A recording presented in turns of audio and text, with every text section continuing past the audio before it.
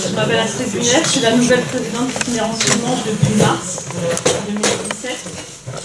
Je succède à M. Soubéran et M. Saunier. Donc c'est ma première réunion publique, donc je vous demanderai d'être indulgent. Il y a M. Blanchet qui, je vais lui donner la parole quelques minutes pour qu'il explique son travail.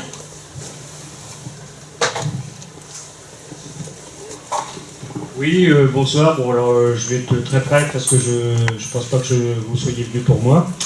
Donc voilà, j'ai une démarche filmique, on va dire, depuis à peu près 25 ans maintenant. C'est-à-dire que je suis en train de faire un troisième long métrage documentaire qui se passe à Avranches. Le premier s'appelle Après l'invitation, c'était tourné à la fin des années 90. Le second s'appelle J'ai pas changé de bord. Il est sorti en salle nationalement et notamment au Star. Et là, je suis en train de faire le troisième film qui s'appelle Le temps retrouvé, donc le dernier volet de ce que j'appelle la trilogie avranchinaise. Voilà, bon, donc je filme depuis les présidentielles, en gros, jusqu'aux prochaines municipales. Je filme la vie politique avranchinaise. Enfin, la vie politique dans un sens assez large. Et il me semble que les associations, telles que celle-ci, est représentative de ce que j'ai envie de montrer dans mon film. Voilà, donc j'espère que ça ne vous dérange pas d'être un peu filmé. Voilà, c'est tout. Voilà ce que j'avais envie de vous dire. Pour celles et ceux qui sont intéressés éventuellement par mon travail, qu'ils n'auraient pas vu, ce qui peut arriver, n'est-ce pas, ils peuvent me donner leur adresse mail et je leur fournirai par internet un lien Vimeo avec un mot de passe pour voir notamment J'ai pas changé de bord, donc le film qui est sorti en 2014. Voilà, bah écoutez, je vous remercie de votre patience. Merci beaucoup. Au revoir. Donc tout d'abord, je voudrais remercier tout le monde, tous les gens présents ici, et puis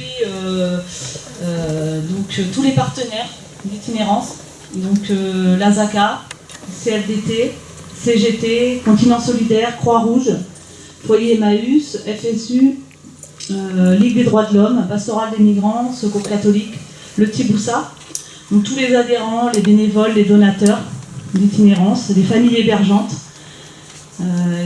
Voilà, donc également le CMS aussi, le CCAS, les assistantes sociales, et puis les écoles qui nous aident et voilà, qu'on voit régulièrement. Donc voilà. Donc ce soir, l'objectif de la soirée, c'est d'informer sur les difficultés actuelles des migrants à Avranches et lancer une dynamique collective pour avoir des donateurs, de nouveaux bénévoles. Donc voilà, et puis voilà, le but c'est comment accueillir les migrants à Avranches ou comment chaque citoyen peut prendre part à cet accueil. Donc voilà, donc je vais laisser la parole à Roland qui va présenter le programme. Donc le but de la soirée, c'est surtout d'échanger autour de l'accueil des migrants sur Avranches. Mais quand même, nous avons quelques informations à vous donner. Donc, dans un premier temps, Jean Saunier, qui était à la création de l'association, que beaucoup de gens connaissent ici, doit faire un bref rappel de la création depuis 2012, je crois, en 2012, de l'itinérance. 2011, voilà. Astrid, qui est présidente depuis la dernière AG, présentera rapidement aussi l'organisation d'itinérance actuellement et les actions qui sont menées.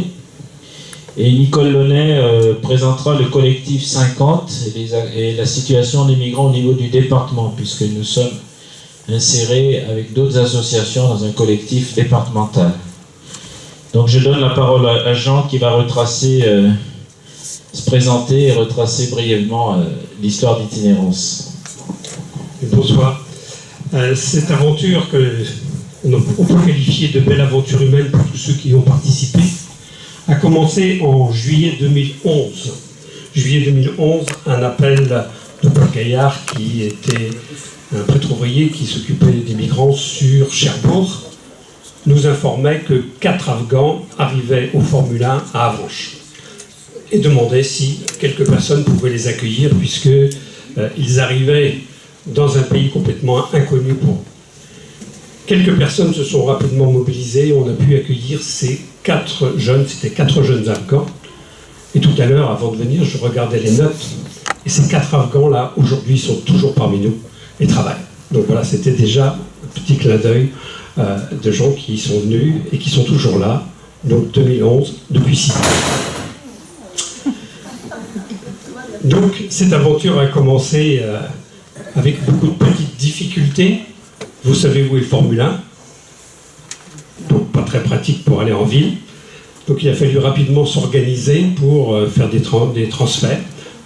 Il fallait trouver des cuisines. Donc là également, toutes les bonnes volontés d'Avranches se sont mises en place. Les sœurs du Mont-Carmel nous ont mis une cuisine à disposition. Et puis beaucoup de personnes se sont mises autour de ces migrants pour les aider à vivre pendant 24 heures sur 24 à 2 dans une chambre de Formule 1. Vous avez peut-être essayé de voir un petit peu ce que ça fait, mais ça doit faire à peu près 10 mètres carrés. Ça n'est pas toujours simple. Beaucoup de bénévoles aussi se sont mobilisés pour les différentes démarches administratives qu'ils avaient à faire, entre autres à Saint-Lô, puisqu'il fallait chercher le courrier à Saint-Lô régulièrement. Rapidement, il a fallu se mettre un petit peu plus, se structurer. Donc en début 2012, avec tous les participants, nous avons décidé de créer une association qui s'appelle Itinérance Sud-Manche et qui existe toujours aujourd'hui. Je me disais que quand certaines associations d'aide se créent, on se dit oui, bah, c'est un moment à passer et puis rapidement ça passera et puis voilà, c'est ce qui s'est passé par exemple pour certaines associations intermédiaires qui 20 ans après sont toujours là alors qu'on avait dit on sera là pour 2 ou 3 ans. Donc Itinérance Sud-Manche est là maintenant depuis 6 ans. Pour pouvoir simplifier la vie, après différentes démarches et la création de cette association, nous avons obtenu, avec la mairie, le CCAS, de la préfecture, des appartements. Il y a eu 3 appartements qui ont été mis à disposition. Nous avons fait le suivi de ces personnes, avec un choix tout à fait particulier, puisque le choix qui avait été fait par l'association était au-delà de toutes les activités que l'on peut faire pour leur apprendre le français, pour leur donner quelques loisirs, mais de payer les avocats. Cela, je ne vais pas faire maintenant le détail de tous les succès qu'il y a eu, parce qu'il y a eu de nombreux succès, de personnes qui ont pu obtenir, grâce à l'association, leur statut de réfugié. Donc 2013, les appartements se sont mis en place, ont été mis par l'intermédiaire, entre autres, du Secours catholique, de la SACA, tous les gens se sont mis autour, enfin, tous les services caritatifs d'Avranches, de façon à pouvoir meubler tous ces appartements. Malheureusement, quelques années plus tard, 2 ans plus tard, ces appartements fermaient et nous avons vu arriver le CADA. Je ne vais pas là pour vous parler du CADA, mais aujourd'hui, ça a été la transformation de notre association, puisque de l'accueil de demandeurs d'asile, aujourd'hui, on est passé à un accueil de personnes qui se retrouvent déboutées. Voilà. Aujourd'hui, la situation de l'association. Et réfugiés aussi. Oui, on accueille des réfugiés également. Voilà rapidement l'historique de cette association qui est ravie aujourd'hui de vous accueillir. Merci Jean. Je vais passer la parole à Astrid qui va présenter l'organisation d'Itinérance. Donc plusieurs personnes auraient pu être présentes ce soir, mais malheureusement elles se sont excusées, dont M. Boudaoud du CADA, qui n'a pu être là. Il aurait pu présenter un peu le CADA aussi. Donc voilà, il s'excuse. Monsieur Kosek, voilà, nous avons Monsieur Pennec aussi de la Ligue d'Avance.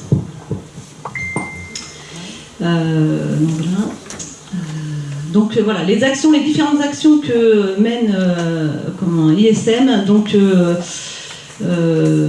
donne des cours de français, du conseil juridique, donc un accompagnement juridique, un accompagnement dans les démarches sociales, dans les différentes démarches sociales. Voilà, ensuite, donc je ne sais pas si je détaille maintenant, je ne sais pas si, enfin, d'abord les différents bilans de l'association. Donc dans le bilan juridique, on a accompagné en 2017, depuis janvier jusqu'à septembre, 5 personnes qui ont obtenu le statut de réfugié. Et sont suivis 2 Nigérians, un Camerounais et 2 Afghans. 3 demandeurs d'asile en cours, dont 2 Nigérians et une Camerounaise. 6 familles, soit 8 personnes adultes sortant du CADA, avec 11 enfants, dont 8 de moins de 3 ans. Une famille est partie sur Paris et a obtenu un... Non. Une autre. Ah oui, une autre a obtenu un titre de séjour et un récépissé l'autorisant à séjourner régulièrement sur le territoire. Aucune n'est hébergée. Une famille de 4 personnes demandeurs d'asile viennent au cours de français et séjournent à Avranches. 10 jeunes mineurs confiés à l'ASE, dont un seul arrivé en 2017. Qu'est-ce que c'est que l'ASE ? L'aide sociale à l'enfance, l'ASE. 10 jeunes confiés à l'ASE devenus majeurs, tous régularisés en formation ou au travail. Et 4 personnes suivies pour leur demande de régularisation, en plus des personnes du CADA. Donc 51 personnes suivies régulièrement cette année sur les 60 rencontrées au moins une fois. Je reviens un petit peu en arrière donc depuis en fait un petit bilan de 2012 à 2017. Donc 160 personnes de 39 nationalités différentes ont été suivies. Et sur ces 153 personnes, 68 ont été des demandeurs d'asile, dont 22 ont obtenu le statut de réfugié.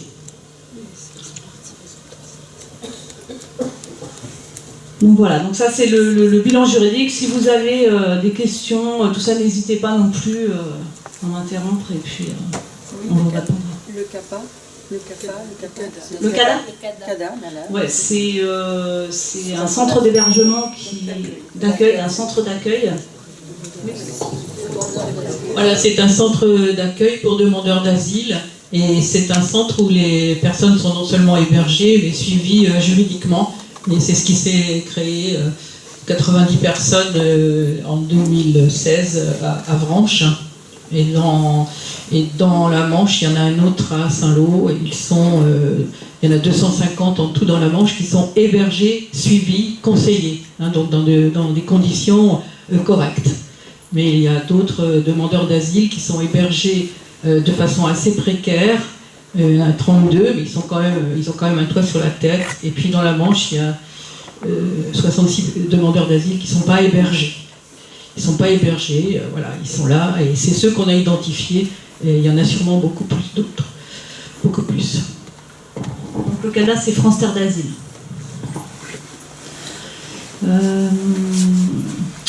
Voilà. Est-ce qu'on parle du bilan financier ?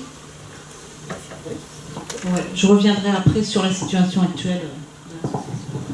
Donc, bonjour, je suis la trésorière adjointe, Martine Lavalette. Donc, pour résumer, en ce moment, il y a une aide apportée pour l'hébergement de 3 familles pour un montant de 1 000 € mensuels, c'est-à-dire 520 € mensuels d'aide aux hébergeurs, c'est-à-dire qu'il y a des gens qui hébergent et qui n'ont pas forcément de gros moyens pour pouvoir accompagner les gens qu'ils hébergent.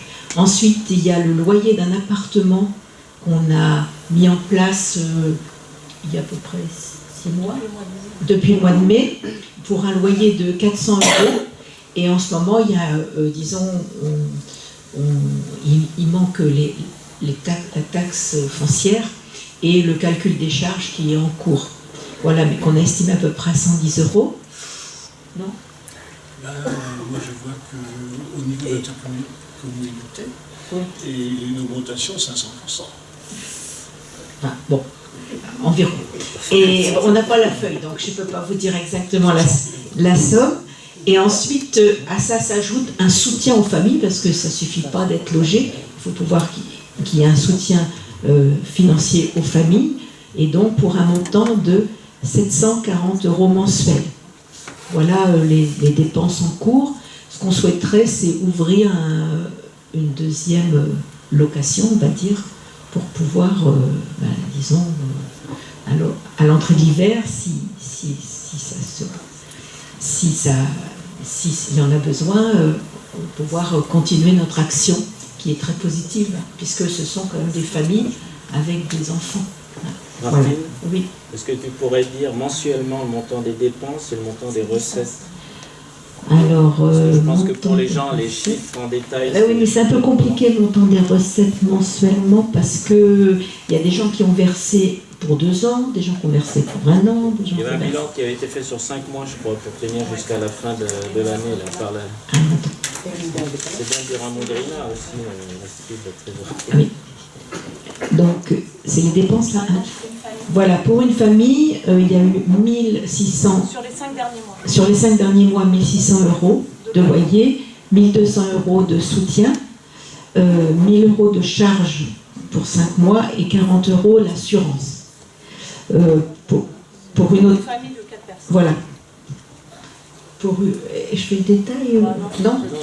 Non. Donc, la somme totale correspond à 8190 €. Ce qui correspond, alors pour 1, 2, 3, 4, pour 4 familles. Il y en a plus.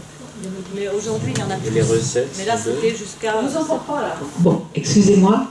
Donc, 8190 € pour 5 mois. Et à ça s'ajoute la traduction des documents. Il y a des gens qui ont besoin de faire traduire leur papier d'identité, qui soit validé par un traducteur assermenté.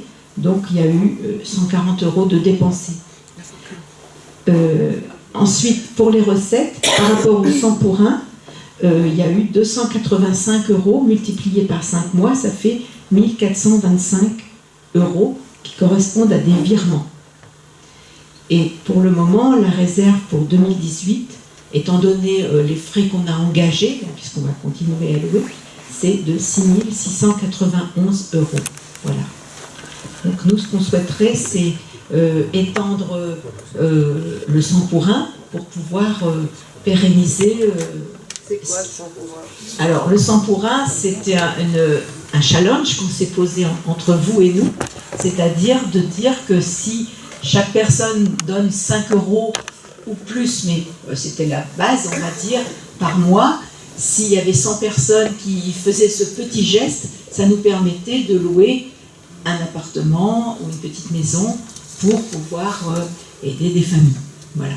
Donc, vous avez répondu à l'appel, il y a 39 donateurs, mais les dons vont de 5 € à 20 €, parfois plus, et à ça s'ajoutent aussi des dons qui concernent l'association, mais pas forcément le projet 100 pour 1.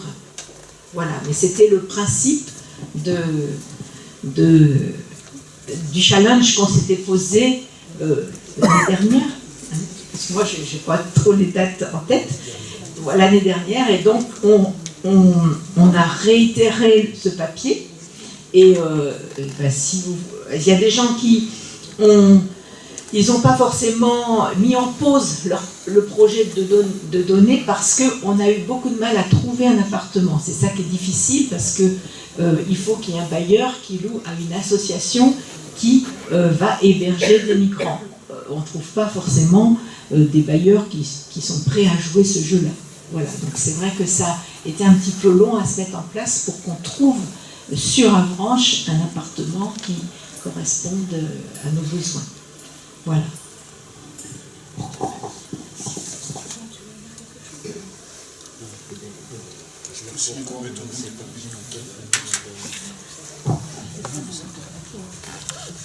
En fait, là, je vais parler justement de donc la création du CADA. Quand les gens sortent du CADA, elles ont soit obtenu un statut de réfugié, soit elles n'ont rien obtenu. Elles ont été rejetées une première fois par l'OFPRA.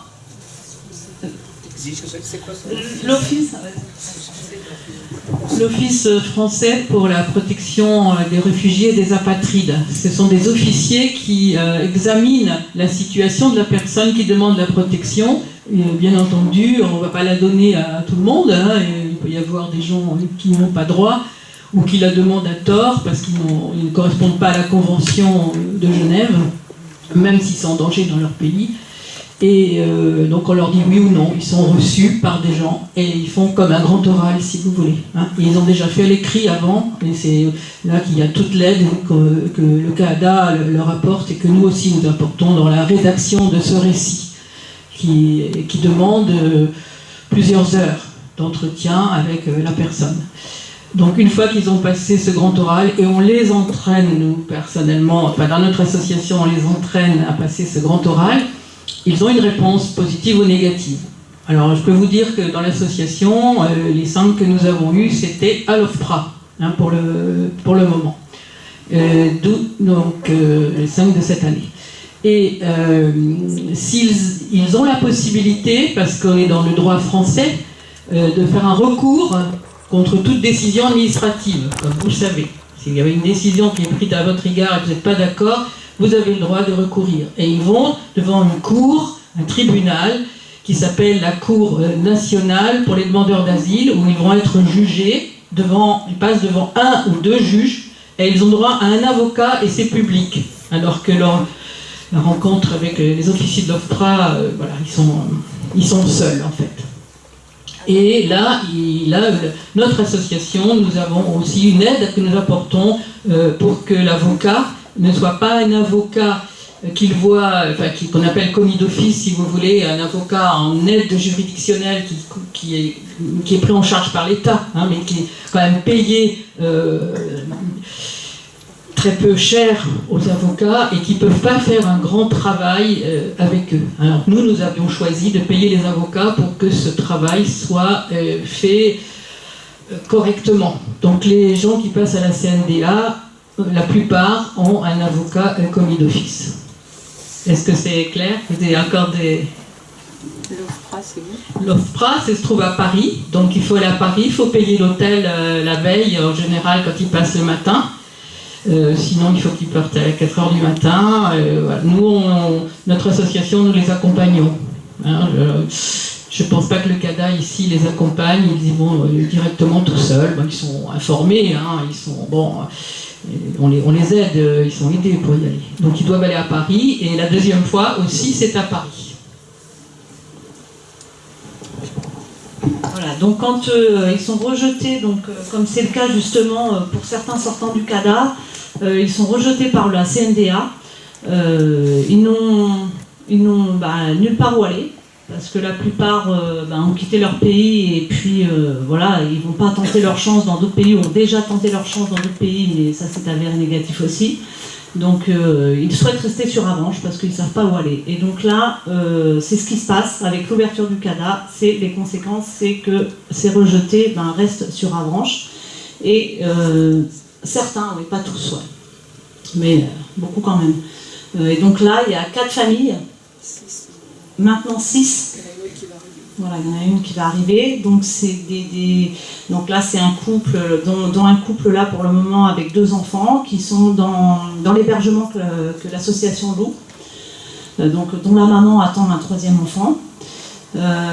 Ensuite, c'est une maman avec ses 3 enfants, dont un qui est très malade, qui est hébergé dans une famille, qui est hébergé solidairement. Ensuite, une autre aussi avec son bébé, qui est également hébergée dans une famille, solidairement. Et puis... on a 2 problèmes, 2 familles qui sont pas hébergées. Voilà, donc à partir du 16 octobre, il y a une maman qui sort du CADA avec son bébé, et qui est à la rue aussi. Et une autre qui est hébergée pour le moment avec ses 2 enfants et qui sera à la rue fin octobre. Donc voilà, donc pour ces personnes, l'association les accompagne, donc socialement dans toutes les démarches, notamment juridiques, pour tenter de demander d'obtenir un titre de régularisation. Donc pour une d'entre elles, il est demandé un titre de séjour pour soins. Pour une autre, ça va être parce qu'elle a un enfant de parents, de père français. Elle a un enfant français.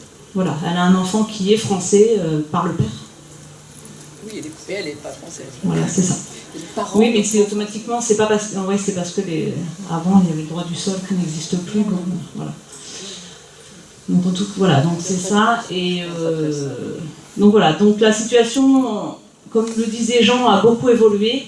Et la situation d'aujourd'hui, pour itinérance dans l'accompagnement, c'est ça aujourd'hui, le fait que on doit trouver des hébergements, on doit trouver financièrement. C'est les gens qui sont sortis du CADA et qui ont leurs papiers, mais qui n'ont pas de Ouais, oui, c'est une réalité aussi. On nous entend pas quand vous parlez. Il faut mettre le micro comme ça. Oui, je voulais juste revenir, puisque l'association, je vous disais, depuis 6 ans, depuis cette année, se trouve face à un nouveau défi qui jusque-là nous n'avions pas, puisque toutes les personnes étaient logées par l'État ou par l'association, enfin par l'hôtel d'abord et ensuite dans les appartements. Aujourd'hui, ces gens qui sont déboutés se retrouvent sans ressources, sans logement, et voilà quoi faire. Donc aujourd'hui, c'est la démarche, c'est pourquoi ce soir, on voulait que vous soyez là, prendre conscience que quand on ressort, quand on sort, qu'on est passé par l'OFPRA, par la CNDA, je vous fais part de tout le parcours qui s'est passé avant pour eux, se dire mais il faut retourner à la case départ, c'est quelque chose absolument qu'on ne peut pas imaginer. Hein.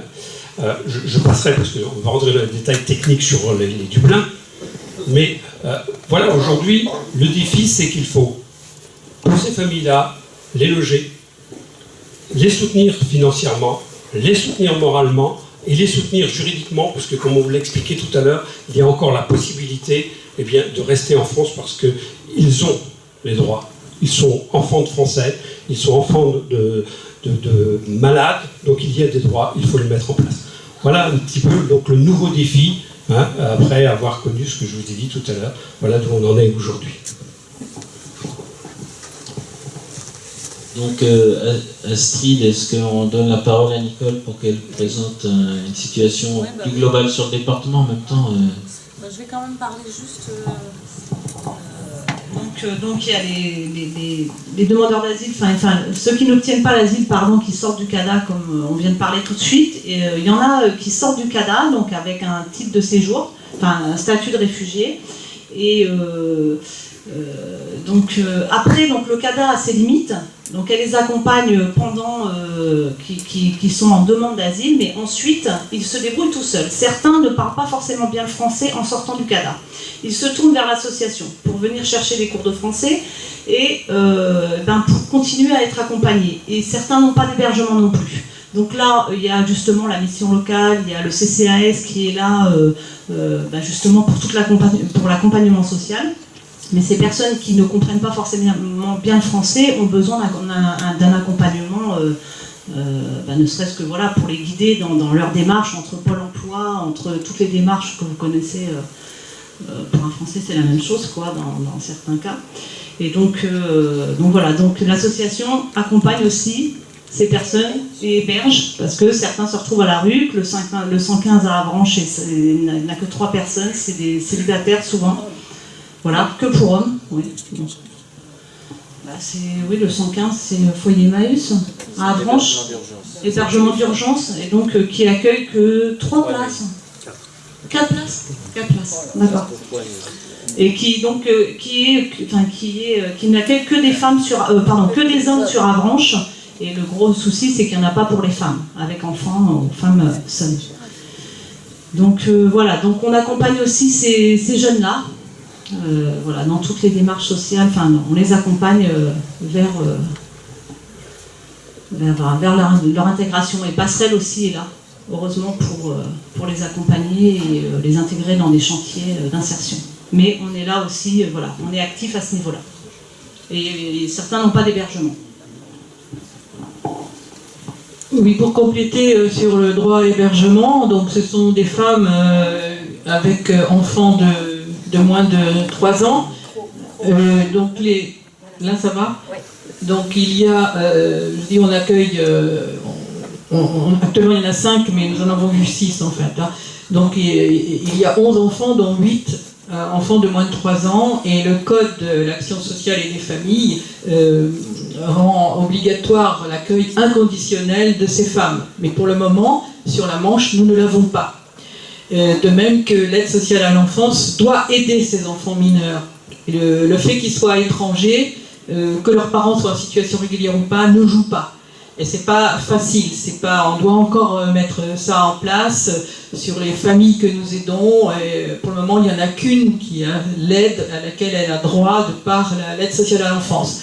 Tout ça, ce sont des sujets pour nous que nous découvrons. Et nous travaillons avec des assistantes sociales de la ville d'Avranches, qui elles aussi découvrent le problème, et c'est pas facile, et c'est pas drôle non plus, c'est lourd, c'est très lourd comme travail. Et donc ces femmes ont droit à être hébergées. Et il n'y a pas d'accueil d'urgence dans la Manche, ce qui explique qu'une des familles que nous avons essayé d'aider pendant 6 mois est repartie à Paris, où là, le 115, l'accueil d'urgence, se pratique et la maman et les enfants sont à l'hôtel en attendant que la situation de la famille soit régularisée. Donc, les femmes, ce sont des femmes seules avec enfants, puisque le gouvernement a envoyé dans le CADA des personnes précaires. Donc, on a une population particulièrement précaire ici. C'est pour ça que nous souhaitons les aider et que nous vous demandons votre aide. Donc, ce problème d'hébergement, il se pose dans tout le département.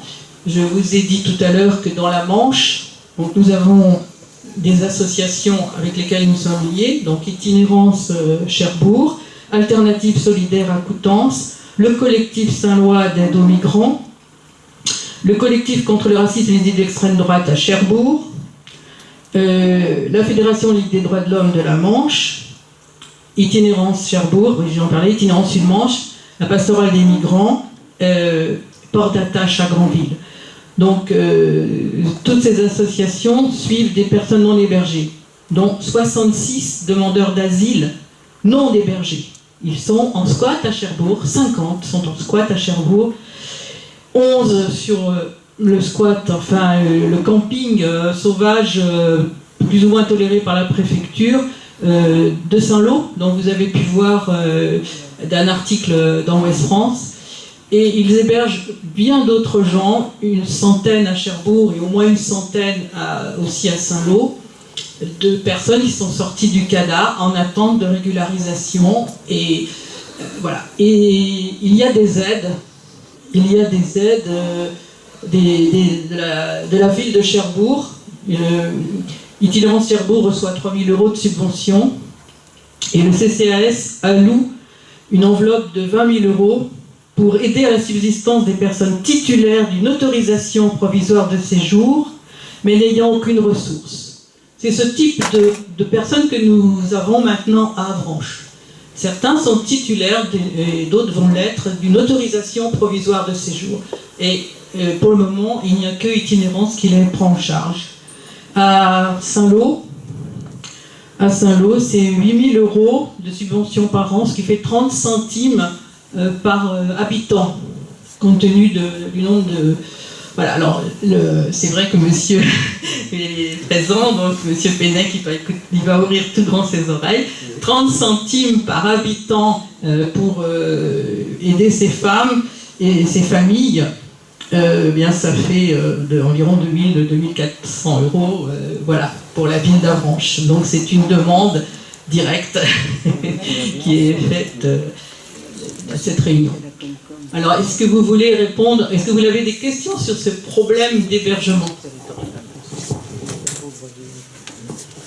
Alors, je crois que vous avez eu un tableau qui peut paraître assez sombre de la situation actuelle. C'est vrai qu'il y a 2-3 ans, nous tirions des bilans plutôt positifs parce que nous avions des bons résultats avec notamment les demandeurs d'asile qui avaient obtenu leur statut. C'est comme l'a dit Jean, lorsque les 3 appartements ont été fermés, qu'on a déjà commencé à déchanter parce qu'on s'est retrouvé avec moins de moyens. Et puis, ce qu'on craignait avec l'arrivée du CADA, comme on vous l'a dit, beaucoup de personnes maintenant qui passent par le CADA se retrouvent à la rue après avoir été dégoûtées ou même réfugiées. Notre souci, c'est toujours d'aider les personnes à ce qu'elles aient un statut, c'est-à-dire qu'elles aient un titre de séjour, parce qu'on peut avoir un titre de séjour même si on n'est pas demandeur réfugié. Ça peut être pour travail, pour vie privée, vie familiale. Et à partir d'une situation, d'un titre de séjour, c'est plus facile de trouver un travail et une situation régulière. Donc actuellement, Astrid vous a présenté un peu l'organisation de l'association, la façon dont vous pouvez agir. Donc on a mis à la porte sur une table, si jamais vous voulez vous engager un petit peu, c'est soit en donnant un peu de temps, ce que font certains bénévoles, en donnant des cours de français, en accompagnant une personne pour des formalités, puisque les personnes accueillies n'ont pas de véhicule. Des fois, il faut les emmener jusqu'à Caen. Je crois même Rouen maintenant, depuis qu'on a la Grande Normandie, pour certaines formalités. Il peut y avoir, pour ceux qui n'ont pas de temps à donner, aussi une aide financière, et puis des compétences qui peuvent être juridiques. Donc toutes les bonnes volontés sont les bienvenues. Donc ce qui est intéressant, c'est qu'il puisse y avoir un échange avec la salle. Sur tout ce qui vous a été dit, ça peut faire une masse d'informations qui peut être un peu confuse. Je dirais que nous on a l'habitude parce qu'on gère ça chaque jour. Donc n'hésitez pas, je sais que, comme on dit toujours, la première question est la plus difficile, mais après le débat peut s'engager. Alors je ne sais pas s'il y a un micro-baladeur qui est prévu. Merci Pierre. Donc qui est-ce qui se lance pour intervenir, pour poser une question ou donner un témoignage aussi Je sais que parmi nous... Ah. On m'a coupé la parole.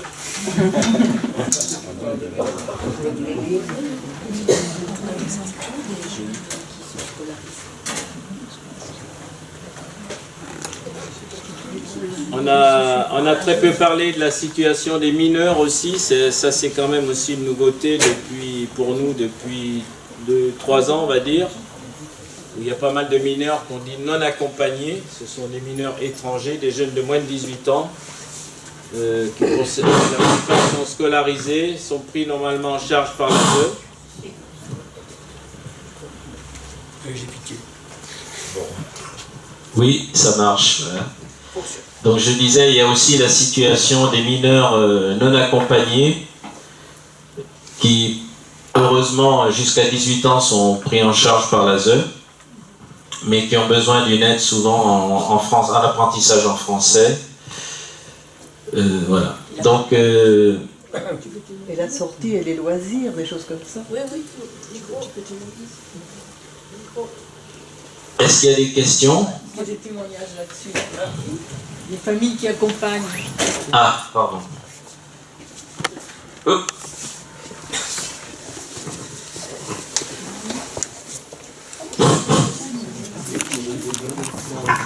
Oui, bonsoir. C'est juste à propos, enfin, je suis un peu étonnée que vous disiez que... Oui, bonjour, Corinne Rousseau, je suis avranchinaise depuis 1 an, je viens de Paris. Je suis étonnée que vous parliez des mineurs étrangers en disant qu'ils sont tous... Enfin, on a l'impression que vous dites qu'ils sont tous pris en charge par l'ASE. Je suis un petit peu étonnée. Non. Il n'a pas terminé. D'accord, ok. C'était juste ça, je voulais savoir. Et après, une autre question. Personnellement, je vis dans un studio, je ne peux pas accueillir quelqu'un, mais je viens de volonté pour des cours de français, etc. Juste expliquer à quoi s'engage quelqu'un qui voudrait bien héberger quelqu'un. Voilà. Alors, pour les mineurs, tu réponds, Nicole? Oui, donc tout à l'heure, nous avons dit que nous suivions...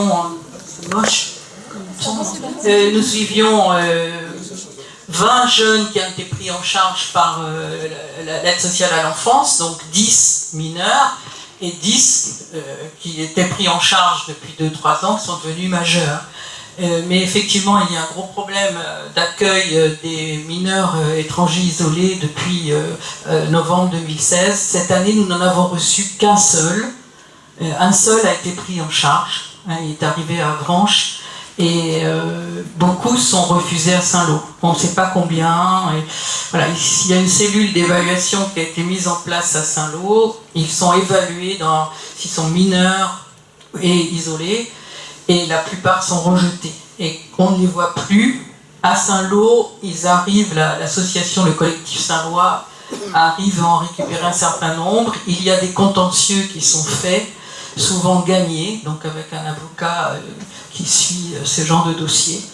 Mais à Avranches, nous n'avons pas de jeunes qui sont arrivés rejetés. Il y en a à Granville, oui. Et on est très, très inquiets sur l'avenir de ces jeunes qui sont remis à la rue au bout d'une évaluation entre 5 et 10 jours. Précise l'évaluation. L'évaluation, c'est une évaluation on leur demande de faire un récit de vie et on va voir s'ils sont isolés, s'ils sont mineurs ou majeurs, et on leur pratique des tests osseux et des examens de la pilosité, etc. C'est des choses contre lesquelles nous sommes violemment contre, mais malheureusement, voilà, nous avons des actions au niveau du collectif 50. Pour le moment, ce sont les actions contentieuses qui marchent le mieux. Nous avons gagné pour quelques-uns de ces jeunes le fait qu'ils n'étaient pas considérés comme majeurs, c'était bien mineurs. Voilà. Malheureusement, quand un jeune est considéré par le juge après un contentieux comme mineur et que l'ASE fait appel contre ce jugement, c'est extrêmement déstabilisant. Et une jeune fille de 14 ans qui avait été considérée majeure, gagnant son procès, l'ASE le conseil départemental fait appel contre cette décision. Elle a fugué, voilà, elle est partie complètement déboussolée et n'a plus de traces d'elle. C'était très difficile à vivre pour le collectif 50, cette histoire. Mais c'était pas la branche. Alors, ce qu'on peut dire pour les mineurs, c'est qu'il faut quand même, on noircit, c'est vrai, le tableau, mais on a aussi eu beaucoup de jeunes mineurs qu'on a accompagnés, qui ont fait une formation, qui ont trouvé un métier. On a un bénévole très investi dans l'association, qui a beaucoup de contacts avec des employeurs, etc. Et aujourd'hui, on a quand même, sur les 20 mineurs qu'on a suivis, on en a peut-être, je sais pas, au moins une moitié qui ont une situation, peut-être plus. C'est pas toujours un échec, heureusement. Alors, avant de donner la parole, il y avait une question sur l'hébergement. Est-ce que Jean pourrait répondre, par exemple? La question, c'était de savoir si on veut héberger, comment on s'engage, qu'est-ce qu'on fait. Donc, Jocelyne va témoigner, voilà. Jocelyne qui héberge. Oui, depuis longtemps, depuis le tout début apparemment. Je fais partie d'Itinérance depuis le tout début. J'ai accueilli ponctuellement au début des Afghans qui venaient du camp de Cherbourg et qui avaient besoin de soins dentaires. Et donc il y avait un dentiste iranien qui les soignait gracieusement. Et souvent c'était des soins qui duraient entre 1 et 3 mois. Et donc j'ai accueilli ces personnes, des hommes principalement au départ, qui étaient totalement déboussolés, étonnés, qui posaient un tas de questions. À quoi ça sert? Qu'est-ce que c'est que ça? Et ça s'est très bien passé. Depuis, j'ai accueilli des jeunes hommes africains qui étaient seuls, dont un 7 mois. J'ai accueilli une famille ouïghour et roumaine avec 2 enfants, 3 à la fin. Oui. Et récemment, j'ai accueilli. Ah oui, j'ai eu un petit chinois, mais j'étais famille d'accueil au départ. Hein. J'étais famille d'accueil, personnes âgées, personnes handicapées. J'ai recueilli des SDF français chez la Maison du Bon Dieu. On me surnomme Mère Teresa. Hein. C'est vrai. Et j'ai accueilli ensuite, j'ai eu des ados, plutôt à problème, mais j'ai eu des ados qui venaient d'ailleurs. D'ailleurs, j'ai des voisins qui pensent que je n'avais l'agrément que pour des personnes venues d'ailleurs, parce qu'ils étaient tous colorés, ou chinois, ou colorés. Et j'ai eu un petit chinois, et j'ai intégré l'association pour réussir à débloquer le dossier, parce que je tournais en rond depuis 3 ans. Et il a son permis de séjour, renouvelé tous les ans pour l'instant, et l'année prochaine, il devrait avoir 10 ans. Et il se marie ce week-end. Et j'y vais, à Paris, demain. Et là, tout récemment, j'accueille donc une maman avec ses 3 enfants, et c'est fabuleux, tout simplement. Même si elle vient d'ailleurs, même si elle a du caractère, nous mangeons tantôt africain, tantôt français. Au début, elle ne veut pas manger de légumes, et puis peu à peu, j'habite dans une ferme, hein, avec des animaux. Et avec des gros animaux, des moyens animaux, des chats, des chiens. Alors au début, elle est avec le balai, à chasser tout le monde, et puis maintenant, ça se calme. Mais c'est très agréable.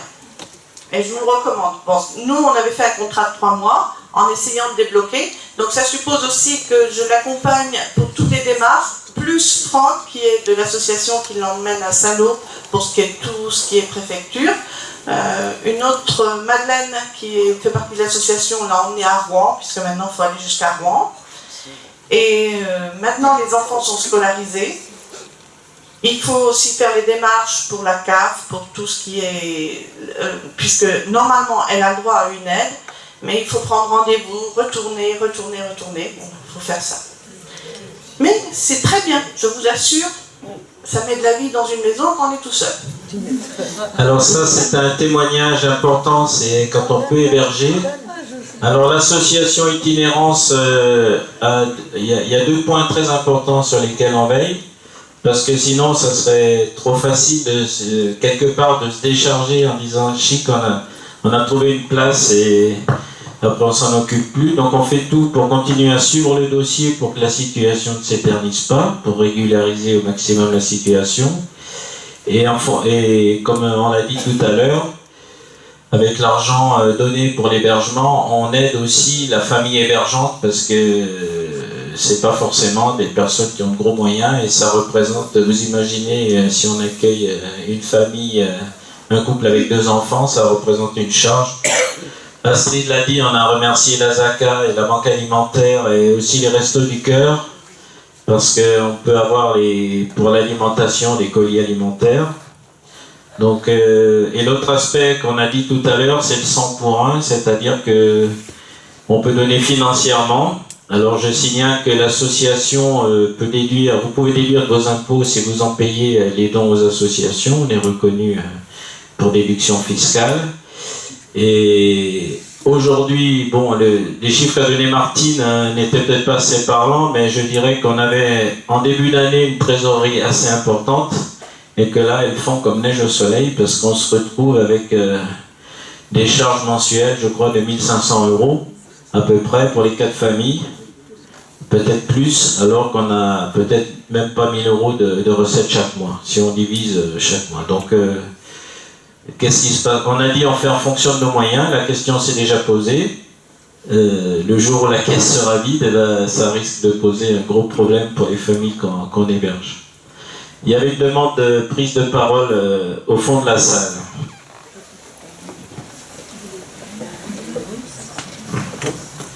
Sylvain Lambert de la Fédération des conseils de parents d'élèves. Je voulais savoir s'il y avait des problèmes particuliers concernant la scolarisation des enfants de ces familles-là. Est-ce que notre fédération pourrait vous être d'une aide quelconque s'il y avait des difficultés? Voilà.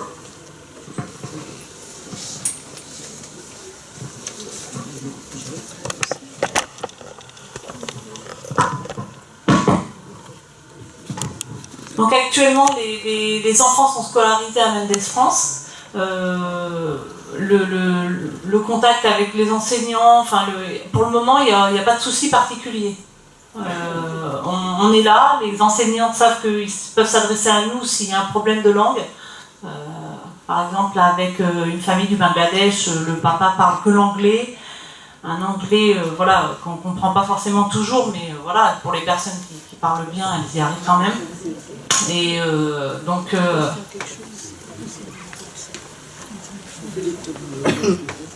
oui, ben après, c'est du soutien...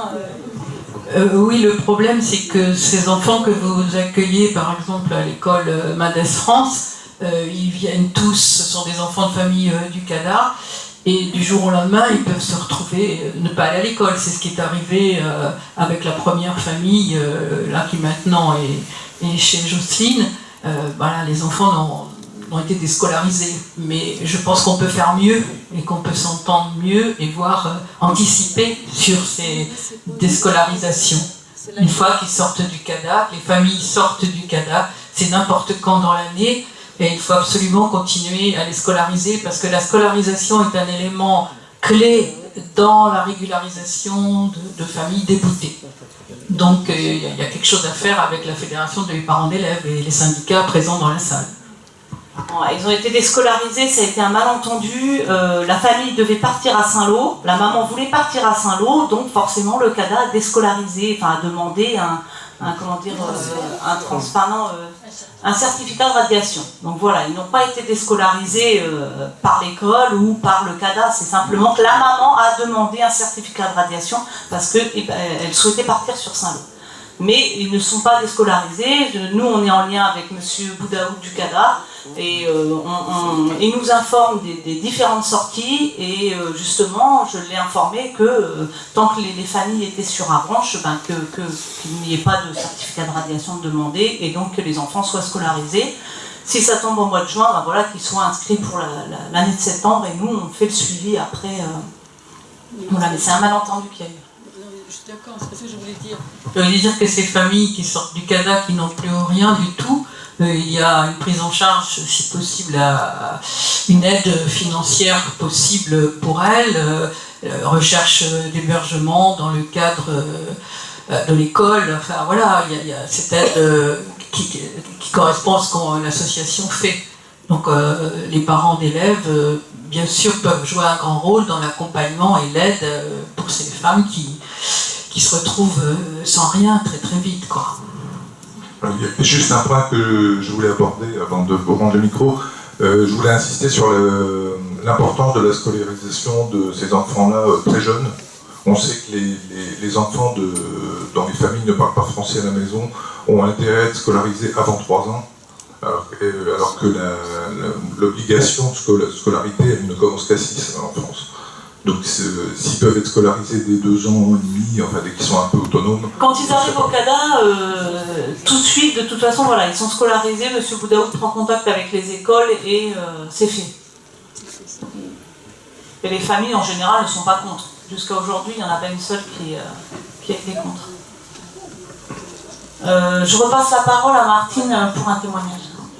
Bon, moi aussi j'étais amenée à héberger des jeunes, donc j'ai hébergé pendant une année scolaire un jeune du Sierra Leone qui faisait ses études de BTS dans un lycée de Saint-Lô, d'Avranches, excusez-moi, et disons que j'avais mis une condition puisque la dame posait le problème des conditions. C'est vrai que moi ce que je dis, je veux bien m'engager à héberger un jeune. Par contre, si je suis amenée à partir un week-end, je ne veux pas laisser ma maison à un jeune, la responsabilité de ma maison. Donc dans ce cas-là, je cherche quelqu'un qui accepte de prendre la personne le week-end. Et c'est peut-être cette option-là qu'on pourrait aussi réfléchir, ce qu'on appelle un petit peu le principe du welcome, c'est-à-dire moi j'héberge, mais si je dois partir pour X raison, il faut qu'il y ait une famille relais qui accepte de prendre la personne qui est hébergée. Ce qui fait que ça permet à la personne de découvrir d'autres familles, de partager d'autres choses et qu'il y ait un espèce de relais qui peut se mettre en place. Voilà. En ce moment, j'héberge en urgence un jeune qui a eu ses papiers, mais qui, n'avait pas un logement aussitôt, enfin bref. Et là, tous les papiers sont en train de se faire. Alors, c'est vrai qu'en parlant comme ça fait un peu triste.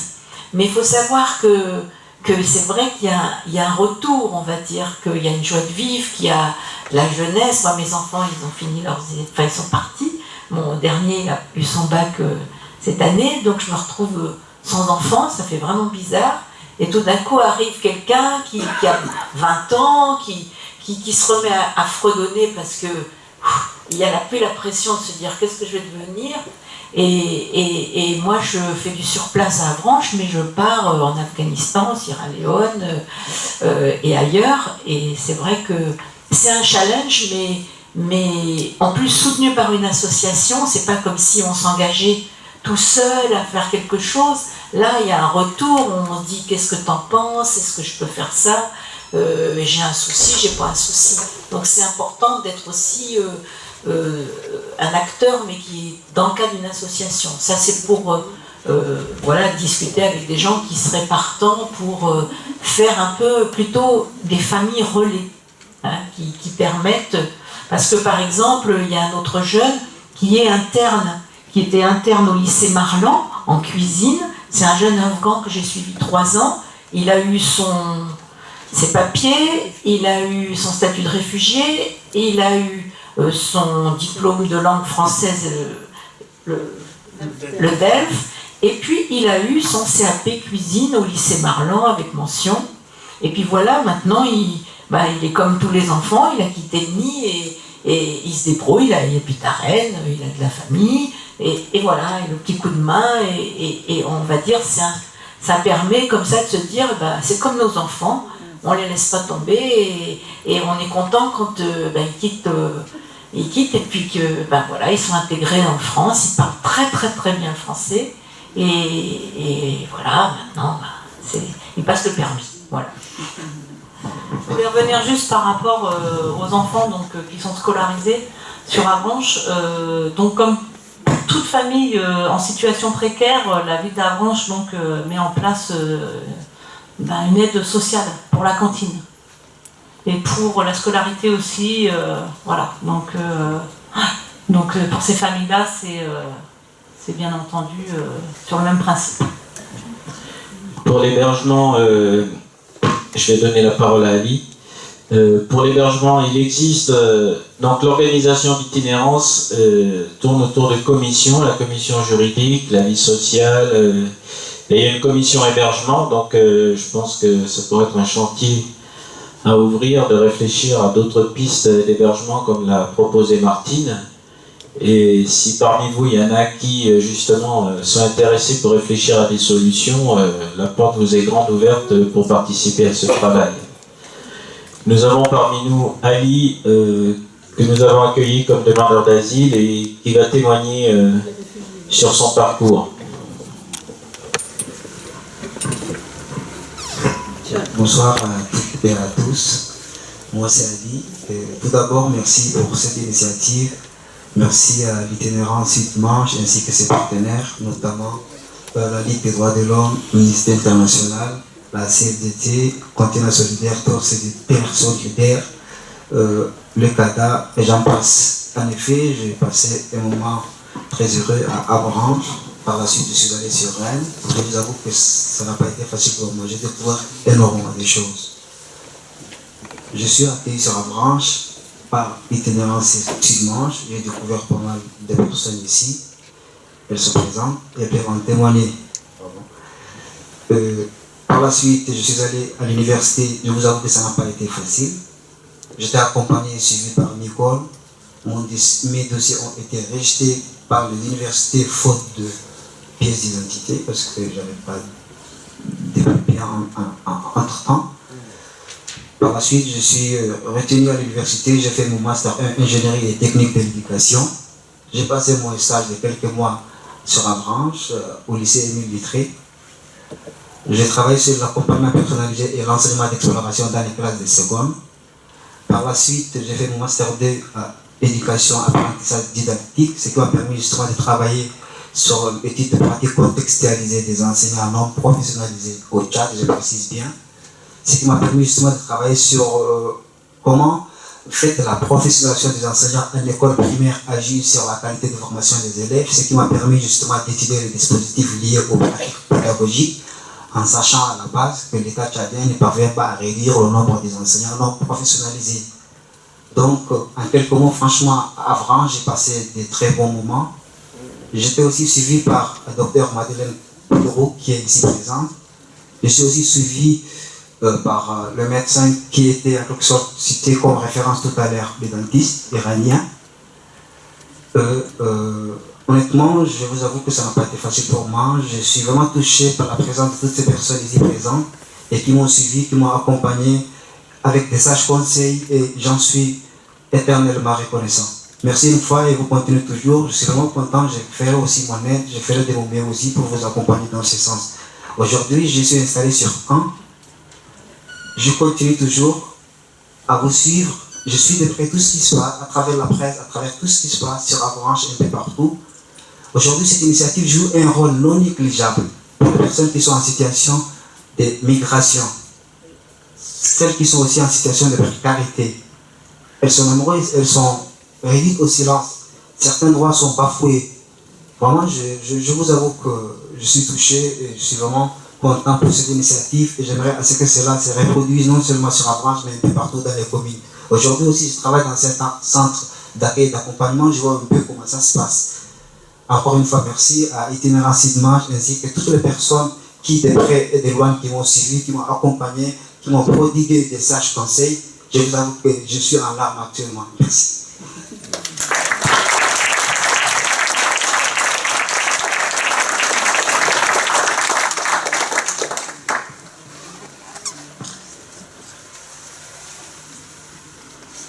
Est-ce qu'il y a une autre prise de parole?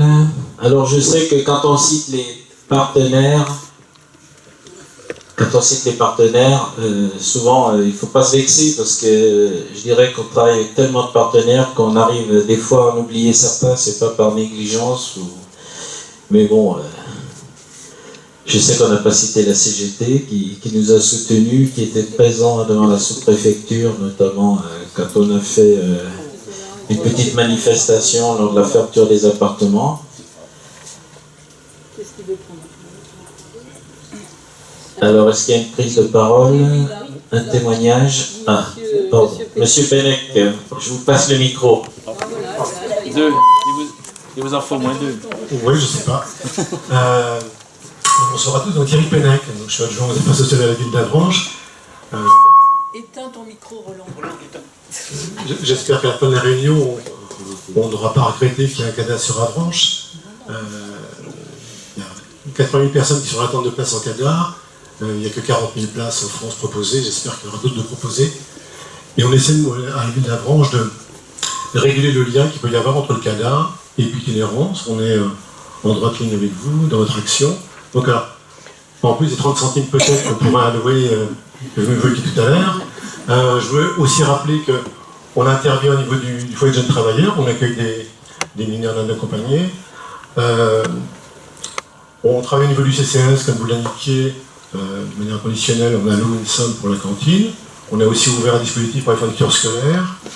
Le centre social aussi organise une série d'actions avec tous les habitants, et notamment les personnes issues du CADA ou que vous voulez orienter pour des actions d'accompagnement et de lien avec les habitants de la branche. Ça nous semble essentiel pour que les choses se passent au mieux, dans l'intérêt de tous. On a fait des actions d'accueil, on a fait la semaine de la francophonie aussi pour lier la population de la branche avec tous ces nouveaux arrivants. On travaille aussi en lien avec Manche Habitat pour que les choses se passent au mieux par rapport aux gens qui sont accueillis. On alloue des subventions à l'itinérance. On subventionne aussi fortement le foyer des Amis d'Emmaüs, parce qu'on sait que c'est une structure qui est nécessaire aussi parfois pour des gens en difficulté issus de la migration, mais des SDF, et c'est important aussi qu'on puisse apporter des réponses à l'ensemble des gens en difficulté. On subventionne aussi de manière assez large à la fois la SACA, la Restos du Cœur, qui apporte des réponses aux gens d'itinérance, aux gens du CADA et à l'ensemble des gens de la branche qui peuvent être en difficulté. Donc on essaie d'être aussi solide que possible, d'apporter des réponses à l'ensemble pour que l'ensemble des gens qui sont en difficulté aient des réponses aussi adaptées que possible et qu'il n'y ait pas de clivage et que les choses soient bien acceptées par tous. Alors je voudrais dire aussi que il n'y aura pas 500% d'augmentation au niveau de l'agglomération l'année prochaine, soyez rassurés. Donc on continuera d'être présents, on continuera de faire des réunions régulièrement avec vous pour réguler les choses qui peuvent donner lieu à des améliorations, c'est notre volonté la plus sincère. Bonsoir. Merci Monsieur Pennec. Ah, il y a une autre prise de parole. Bonsoir. Alors Pamela Jameau, j'ai été bénévole au CADA pendant quelques mois. Bon là, j'y suis plus actuellement. Moi j'ai une question au sujet de l'hébergement, mais principalement dans les petites communes en fait, autour d'Avranches. Je ne sais pas si ça s'est déjà fait, de pouvoir justement travailler avec les élus locaux pour permettre notamment à une famille ou deux peut-être de venir dans les communes autour, puisque je sais qu'il y a certainement beaucoup de personnes qui ne sont pas là ce soir parce qu'ils n'ont pas accès à cette information, mais je pense que tout autour d'Avranches, il y aurait aussi plusieurs personnes qui seraient prêtes à accepter, à héberger des personnes. Et du coup, ça se passe comment? Est-ce que vous l'avez déjà fait en fait? La première d'ailleurs, je le ferai, mais c'est ça, c'est Saint-Jacques, donc c'est petit. Pour le transport, c'est pas facile. C'est bien ça, Alors il y a 2 ans, il y avait eu, on avait fait une réunion générale où il y avait eu justement des réactions, des aides proposées du côté d'Isigny-le-Buat notamment.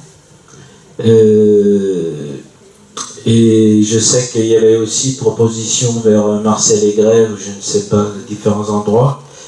Ce qui peut se poser comme problème lorsque l'hébergement est distant d'Avranches, c'est le problème de déplacement. Il faut pouvoir s'assurer que Jocelyne a témoigné, mais elle n'a pas parlé du nombre de déplacements qu'elle fait sur Avranches ou ailleurs. Le nombre d'habitants de la commune, 280 habitants. Elle habite à Vezin, pour ceux qui connaissent, c'est une petite commune.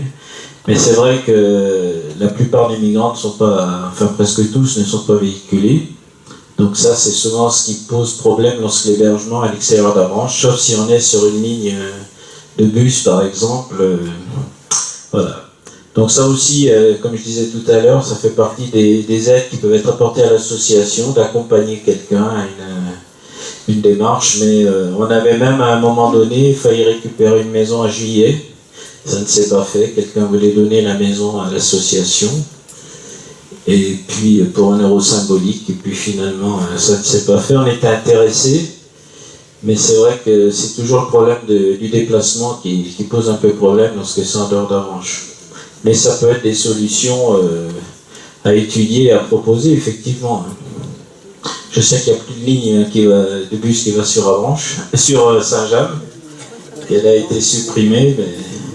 Après, s'il y a des moyens de déplacement, c'est des propositions bien volontiers qu'on peut accepter. Il y a une demande de parole.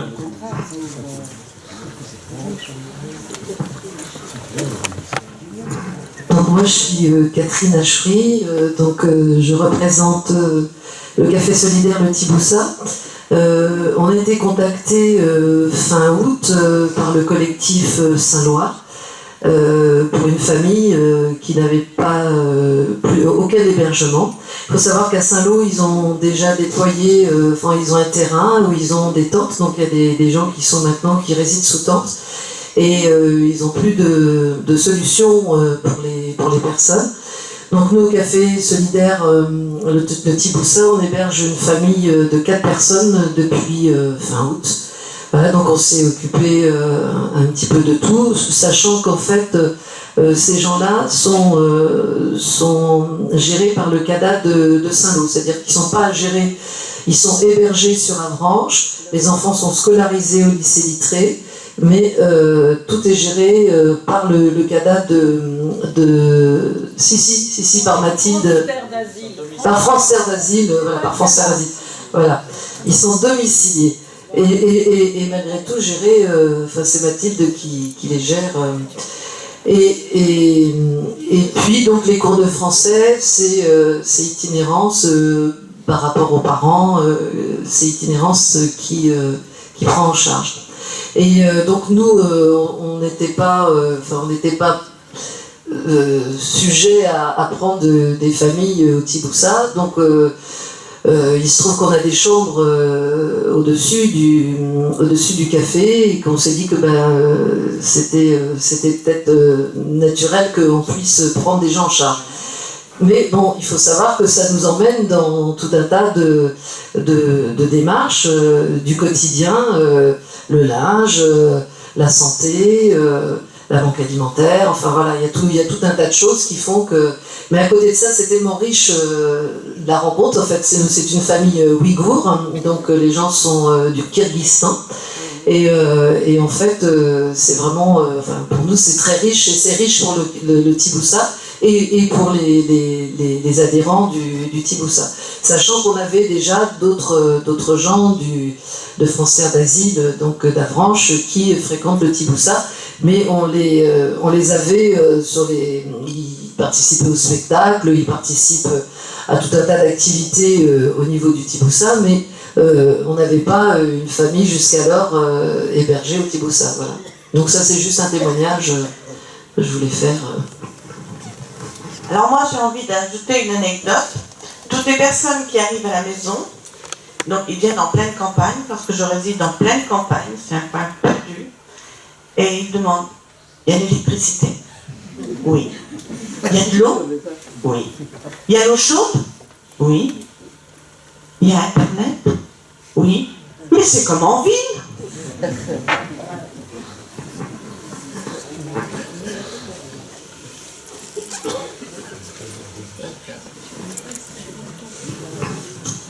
Bonjour, on est tous les deux, Jean-Paul et moi. On a hébergé de temps en temps des migrants avec bonheur. C'est vrai que c'est vraiment c'est une très bonne expérience. Par contre, Jean-Paul carrément est très très absent. On travaille tous les deux, on n'aura pas énormément de temps, mais l'idée qu'a fait passer Martine sur les familles relais et même partager, voilà, en termes, voilà, si on peut de temps en temps faire stop, repartir, et tout ça, pour nous, ça serait possible. Mais pas d'affilée toute l'année, tout le temps. Effectivement, on connaît très bien ce que c'est. Les démarches, l'accompagnement, c'est des grands moments de bonheur, mais c'est aussi beaucoup d'occupation. Donc, voilà. Donc, s'il y en a d'autres que ça intéresse, voilà, peut-être qu'on peut partager. Voilà. Il y a un tableau là-bas à la fin, et donc les personnes qui veulent s'inscrire en tant que bénévoles, en tant que proposer, et donc éventuellement pour un welcome, elles peuvent aussi indiquer leur adresse, leur numéro de téléphone, ainsi on pourra voir le nombre de familles qui sont familles relais. Il y a une dame qui veut prendre la parole. Ce que je voulais signaler aussi, parce que des fois j'ai des informations et avant qu'elles s'en aillent, je préfère les dire. On publie une newsletter. Donc l'intérêt, si vous laissez votre adresse mail, par le biais de cette lettre, vous pouvez la recevoir et être informé un peu des activités d'itinérance. Donc ça peut être, parce qu'on n'a pas de site internet, on n'a pas de Facebook, on n'a pas de blog. Donc du coup, c'est vrai qu'à part des réunions publiques comme ça ou de venir à l'AG, beaucoup de gens ne sont pas tellement au courant de ce qui se passe. Donc il y a au moins la newsletter qui peut donner une information. Bonjour. La question a été prise précédemment. Je voulais soulever la question des liens entre Avranches et les communes environnantes. C'est la baie, je crois. J'arrive depuis 1 an et demi, donc je ne connais pas encore tout bien. Et je voulais savoir si concrètement les communes environnantes concernées autour d'Avranches étaient sollicitées. Et de quelle manière concrète. Pour pouvoir avoir des interventions, nous aussi, qui n'habitons pas la ville, efficaces et possibles. Le parc. Le parc, Plomb, Brafay, Chavois, je ne sais plus, il y en a 5 je crois. Voilà. Voilà, par quelle mesure les communes sont concernées, sont appelées à participer, et nous, habitants de ces communes, pouvons participer et se joindre à votre action. Le problème s'est posé, mais il faudrait que dans ces communes se crée un petit collectif, comme par exemple à Mortain, on est créé un pour l'accueil de 4 familles alors c'est pas de la CADAS, mais c'est quand même, ils sont hébergés, l'hébergement étant payé par l'État.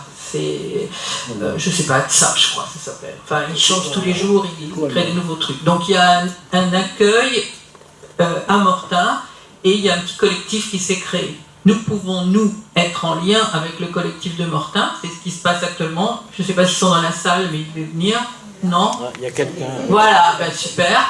Donc ce lien, on l'a au niveau conseil et juridique, mais il faut qu'il y ait absolument, dans ces petites communes isolées, qu'il y ait des gens qui s'organisent, qui se rattachent à l'itinérance s'ils veulent, mais nous, matériellement, on a beaucoup de mal à aller loin, quoi. C'est pas possible. On a un petit local, enfin on n'a pas de local, mais on a un lieu où on peut faire des permanences.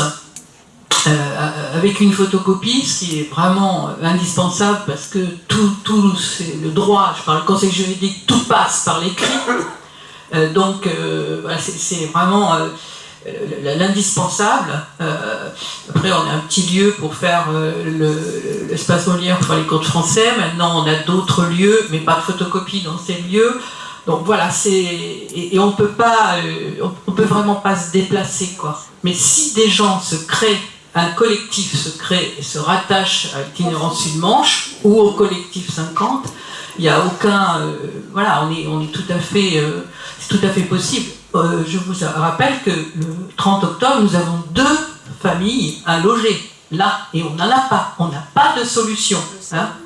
Le 16 octobre, mais le CADA garde les personnes 8 jours, enfin leur paie 8 jours d'hôtel, 3 jours d'hôtel. Donc le 18 octobre, cette femme avec son petit garçon est toute seule, et l'autre qui était dans une famille avec 2 enfants et qui a un titre de séjour, hein, ne sera plus hébergée le 30 octobre, et nous n'avons pas de solution actuellement. On espère que de la salle sortiront des solutions, ou que beaucoup de gens vont donner 5 € par mois. Là vous êtes 100, si chacun donnait 5 € par mois, on n'aurait plus de problème, on pourrait louer de nouveau un 2e appartement, ce qu'on est prêt à faire. Hein. Voilà, donc c'est possible, mais ça ne peut être que comme ça, par l'organisation. Il y a une demande de prise de parole. Je voudrais juste compléter aussi, c'est que ces jeunes gens ou ces familles, c'est vrai qu'elles ont des liens avec d'autres gens qu'elles ont rencontrés au CADA, tout ça. Donc c'est vrai que si elles sont isolées à la campagne, sachant que il faut venir déjà au cours de français à Avranches, donc il faut. Et c'est vrai que psychologiquement, des fois, nous-mêmes, on n'est pas toujours prêts à habiter. On a eu des périodes dans la vie où on était tout campagne. Et à un moment donné, on se dit, oh là là, en vieillissant, le centre-ville, c'est bien.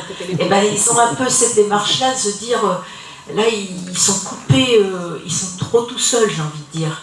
Ils ont besoin de retrouver des copains, pouvoir évoquer le pays, pouvoir parler français. Et c'est un peu le bémol de la campagne. C'est dommage parce que, évidemment, chaque maison est accueillant, tout ça, mais c'est vrai que psychologiquement, ils préfèrent habiter en ville. C'est une vérité, on va dire. Logique.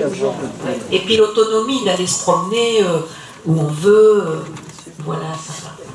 Après, je rejoins aussi ce que dit Nicole par rapport à l'urgence, c'est que quand on n'a rien du tout et que c'est soit la rue, soit une tente, ben forcément, si on a une place à la campagne, ce sera mieux que la rue ou une tente. Donc là, c'est vraiment dans l'urgence.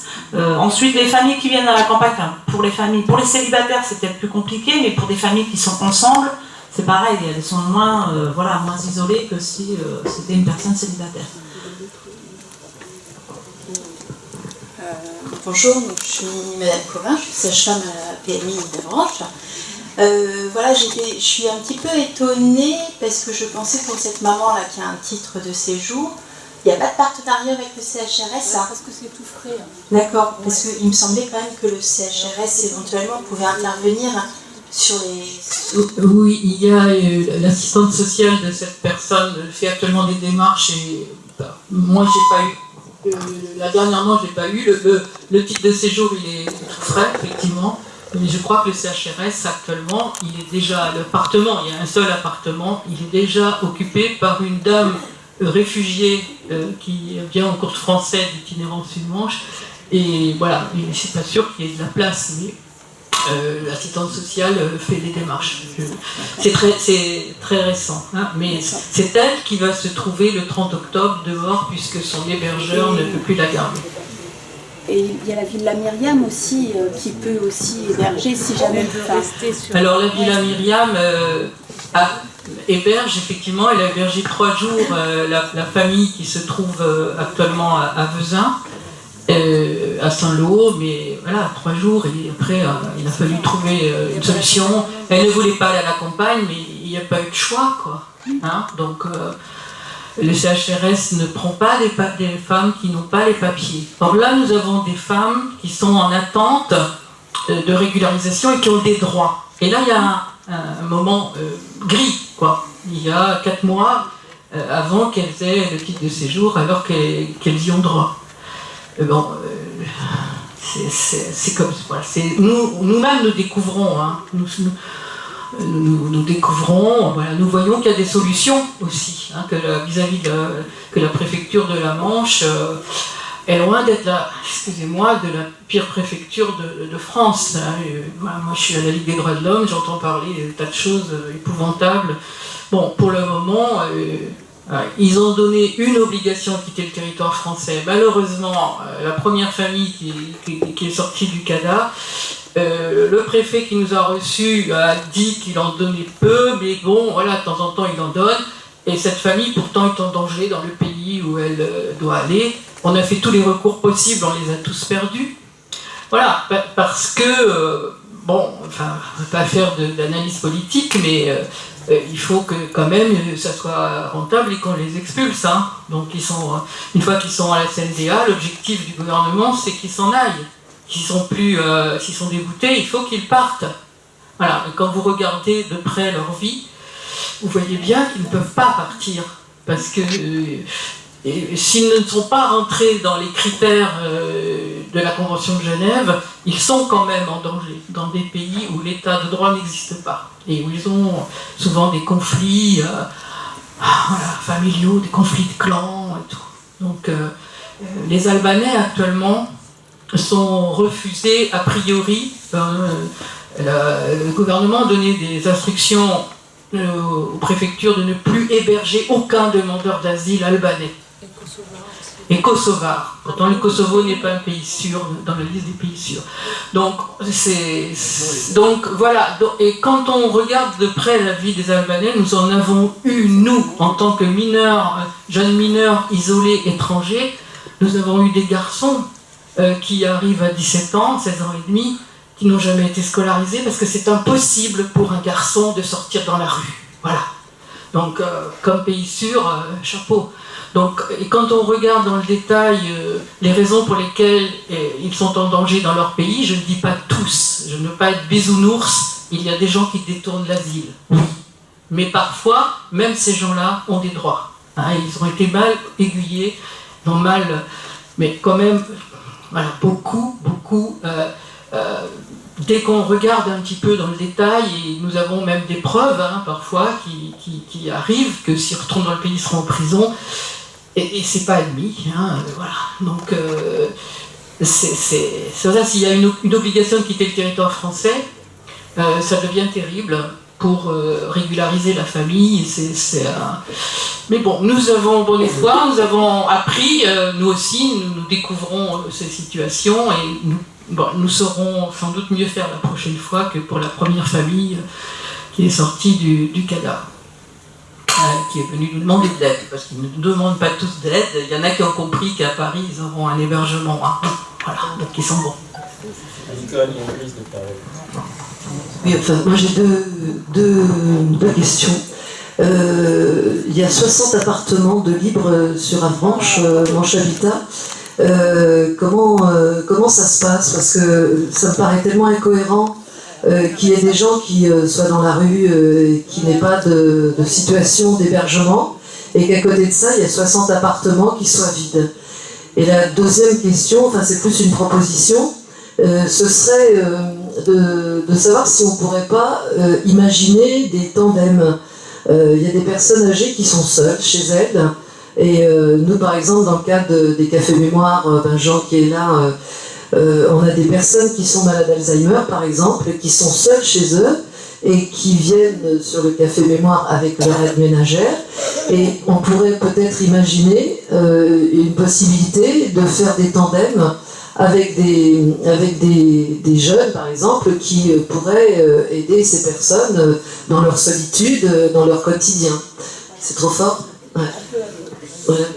Donc dans leur solitude, dans leur quotidien, en fait, est-ce que ce ne serait pas le moment d'imaginer de nouvelles façons de vivre ensemble? À côté, nous, sur notre territoire, on a des gens qui sont seuls dans leur vie vieillissante, Et à côté de ça, on a des jeunes qui arrivent, qui pourraient peut-être être hébergés. C'est ce qu'on avait fait un peu sur Rennes avec des étudiants qui arrivaient. Et du coup, on avait fait des hébergements entre personnes âgées ou parfois même dépendantes, et des jeunes qui étaient étudiants et qui faisaient les commissions des personnes, qui étaient là aussi la nuit en cas de problème. Enfin voilà. Donc peut-être on peut aussi faire ce type de propositions. Mais en tous les cas, je voudrais bien savoir aussi pourquoi il y a 60 appartements que Manche Habitat garde comme ça, fermés. Ça me paraît totalement inconcevable. Merci Catherine. Sur ce dossier, c'est moi qui m'en occupais. Souvent, les personnes ont besoin d'être accompagnées dans les démarches. Donc, inversement, je sais. Ouais, pour l'hébergement. Ouais, c'est à travailler. C'est à travailler, mais après, voilà, il faut que. Je sais pas. Pour certains, ça peut correspondre. Pour certains réfugiés, ça peut correspondre. Oui, voilà, ouais. Et pour les femmes. J'ai envie de dire aussi, quelque part, c'est les gens qui sont seuls à Avranches, ça peut être aussi, parce que voilà, c'est un peu ouvert, c'est aussi peut-être à l'association de parrainer, hein. Par exemple, moi j'héberge un jeune qui est vraiment très très sympathique, qui parle vraiment pas beaucoup le français, mais on sent qu'il est prêt à rendre service, tout ça, donc ça ne veut pas dire forcément s'installer chez la personne, mais déjà créer un premier contact, dire tiens, on peut passer une heure, on peut discuter un petit peu, c'est pas quelque chose qui se décrète, c'est quelque chose qui se construit. Donc c'est en ce sens que c'est vrai que moi je pense beaucoup aux personnes âgées qui sont seules, de serait-ce parce que dans la famille il y a des gens qui sont isolés, et c'est vrai qu'il y a un travail à faire aussi de ce côté-là, de lien, mais il faut que ça soit un peu parrainé, ça se décrète pas comme ça. Une personne, elle ne peut pas forcément comme ça recevoir quelqu'un, mais c'est quelque chose qui peut... De toute façon, on a à apprendre les uns des autres, quoi. Moi, je dirais que c'est plutôt aussi le sentiment de méfiance que l'on peut avoir lié souvent aux médias, qui fait qu'on ne sait pas trop quoi penser, j'ai envie de dire. Bon, déjà, dans un premier temps, rencontrer les gens. Il y a juste un petit témoignage. Dimanche dernier, les lycéens de Littré ont organisé un match, un tournoi de football en salle avec les jeunes qu'on suit, et du coup ça a entraîné d'autres jeunes du foyer, et on a passé 3 heures à jouer au football. Il y a eu des médailles, il y a eu un goûter, bref, c'était très sympa. Donc c'est aussi ce genre de choses qu'il faut... C'était facile à organiser, le lycée a bien pris en charge, et on a passé il pleuvait comme vache qui pisse, et on a passé une super journée dans le gymnase du lycée Littré. Bon, vous voyez, c'est un petit peu un réseau, même si ça ne répond pas pile poil à la question de dire on trouve un toit, mais c'est déjà un sentiment de méfiance. Il faut se dire bon ben voilà, Astrid me dit il y a un jeune, qu'est-ce que bon, je sais pas, bon allez on essaie, je dis bon quand on essaye, et puis 15 jours, puis après on voit ce qui se passe, et puis on fait connaissance, et puis voilà quoi, c'est assez simple en fait. Alors, bonjour, bonsoir, excusez-moi, il faut que je m'en aille, alors du coup je reviens sur ce que tu disais parce qu'on s'est croisés. Donc voilà, je trouve que ça peut être une bonne idée, sauf qu'il faut, j'essaie de pas parler trop fort parce que j'ai une grande voix normalement, donc je vous suis sur l'oreille du coup, parce qu'ils sont forts le micro. Ça peut être dans l'absolu une bonne idée, sauf qu'il faut faire super gaffe, parce que en théorie, si on s'engage, on les aide. Si eux, il y a un échange d'aide, étant donné que c'est une profession, d'aider les personnes âgées qui ont des difficultés X et Y, attention, travail au noir. Non, mais je sais très bien que dans ton esprit, c'est pas du tout ça, mais de la même façon qu'on ne peut pas louer un appartement social parce qu'on est là, sauf blablabla, ça doit être super cadré. Par contre, je me demande, alors c'est peut-être une énormité que je vais dire, mais si ce ne serait pas à réfléchir pour créer leur premier petit emploi ici. Je sais pas. Voilà. Je dis juste ça. Je sais tout ça. Enfin, brasser cette idée-là, quoi. Oui, mais si c'est pas un emploi, ça peut pas être un échange, à mon sens, ça peut pas être un échange de services, non, parce qu'il y en a un qui est forcément dépendant de l'autre, donc c'est pas vraiment un échange, ils sont pas égalité.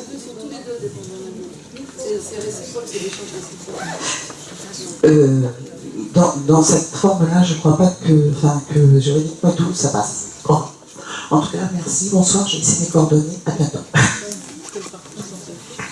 Je pense que c'est pas ce que madame a dit, je pense que c'est à prendre en compte aussi. Il y a un projet à mettre en place par rapport à ce que vous avez dit, mais je pense aussi qu'il faut prendre des gants, il faut faire attention. Ouais, la légalité, ouais, et même par rapport aux familles qui sont hébergeantes. Pardon ? Ça existe. Ouais, non, je dis pas le contraire, mais après, voilà, il y a des choses, voilà, des fois il faut être vigilant. Je parlais plus doucement du coup. Ça existe un peu partout en France. Ce sont je pourrais retrouver les textes si ça vous dit, mais ce sont des échanges réciproques. Et en fait, il n'y a pas on ne raisonne pas sur de l'argent, mais sur du service. On se rend service, c'est-à-dire que la personne qui vit seule, qui a peut-être parfois besoin d'être couchée, parce qu'elle ne peut pas le faire seule, donc elle va avoir besoin de cette personne a besoin d'être hébergée. Donc voilà, ce sont des échanges réciproques. Et à aucun moment, il y a une prise de place, on prend la place de l'aide ménagère. L'aide ménagère, elle intervient le jour, mais l'aide ménagère n'intervient pas la nuit. Et donc en fait, c'est sécurisant pour le maintien à domicile des personnes âgées, des gens qui veulent rester chez eux. Ça leur permet d'être chez eux, de rester à domicile en toute sécurité parce qu'ils savent qu'ils ont quelqu'un qui va dormir chez eux. Et au moindre problème, ces gens-là sont... C'est pour ça, je pense qu'il y a des choses, il y a des combinatoires à avoir. Voilà. C'est des combinatoires et qui sont de l'échange d'humain à humain, mais pas sur un service marchand. Ça fait partie de l'économie solidaire, voilà. Je suis d'accord. Après, certaines familles hébergeantes, des fois, viennent vers nous, justement la semaine dernière, en me disant moi je peux pas des fois demander, j'ose pas demander un service parce que j'ai peur qu'un voisin me dénonce comme quoi je profite de la personne que j'héberge et que je fais du travail, je lui demande de faire du... C'est une peur qui existe quand même, qui est là, et c'est possible aussi que certains portent plainte ou... Je sais bien, je suis tout à fait d'accord, ouais. Mais après, ça existe aussi, quoi. Certaines pensées existent et... Il y a une prise de parole au fond de la salle. Alors, quand on parlait des relations avec les petites communes, maintenant ça me revient à l'esprit. Il y a 2 ans, on a organisé à l'initiative de la demande du club de foot d'Isigny-le-Buat, on a organisé une journée festive avec un match avec les jeunes demandeurs d'asile d'Avranches et l'équipe de foot d'Isigny-le-Buat. Et c'était très sympa. Ça tombe très bien parce que c'était sur ce thème-là que je voulais intervenir. Il y a eu plusieurs témoignages qui ont... Alors d'abord, bravo Itinérance-sur-Manche. C'est vrai que la partie hébergement, la nourriture, le soutien juridique, tout ça c'est super important. Ça compte, il faut qu'on trouve un moyen de vous aider. Il y a aussi tout un aspect qui est un aspect humain. Il y a eu beaucoup de témoignages de gens qui ont dit ici qu'accueillir des demandeurs d'asile chez soi ou de filer un coup de main, c'est très enrichissant. Oui, voilà, c'est passionnant. C'est juste un petit témoignage. L'année dernière, donc avec l'association Vélocité, et en lien avec le CADA, on a organisé une sortie vélo. On leur a prêté des vélos. On est parti, donc il y avait un Ukrainien, des Afghans, dont aucun n'avait la moindre notion de ce qu'est le code de la route en France. Donc c'était un peu la panique au début. Et ça a été une super journée. Ça a été vraiment un bon moment. Et je suis convaincu qu'il y aurait des choses à faire aussi pour le lien entre ces gens qui sont ici et nous qui sommes là. Je pense qu'il y a des choses à faire aussi il y aurait des choses à faire autour de la nourriture, de repas à partager, des choses comme ça.